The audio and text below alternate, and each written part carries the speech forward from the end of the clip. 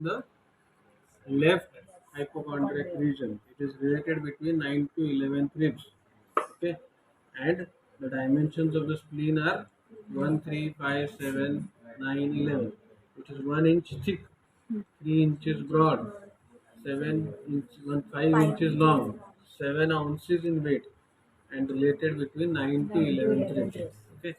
Now, when you talk about external features of the spleen has two ends. See, this broad end is the anterior end. Anterior end is looks like a border. It is not pointed. The posterior end is pointed. So there are two ends. The anterior end is pointed. The other peculiarity of the anterior end is that it comes in the mid-axillary line. That is the second peculiarity. So there are two ends, two surfaces. This surface is the diaphragmatic surface. The other surface which is there inside, this is the visceral surface. There are three borders: the upper border, the superior border, this is the intermediate border, and this is the inferior border. The superior border is characteristically notched. You can see a notch here at the anterior end, which is representing loculation of spleen during fetal life. Okay, so this is how you identify the superior border. It should have a notch, and that notch should be towards the anterior.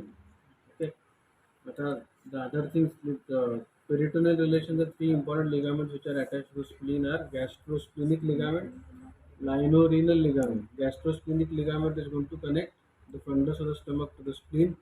Lienorenal ligament will connect left kidney and spleen. And phrenicocholic ligament is not directly attached to the spleen. It is attached to the phrenic diaphragm and to the colon, the splenic flexure of colon, and it supports the anterior end of the spleen. So that is the peculiarity of phrenicocholic ligament, that it is not attached to the spleen, but it supports the anterior end of the spleen. Then the visceral relations are between the superior border and the intermediate border. You have gastric impression for fundus of the stomach. Between the intermediate and inferior border, you have renal impression for upper pole of left kidney. At the anterior end, you will have the colic impression for splenic flexure of colon. And at the intermediate border, you can see the small, this is the pancreatic impression for the tail of the pancreas. The intermediate border has the hilum of the spleen, through which splenic artery and splenic vein are going to enter the hilum. Thank you.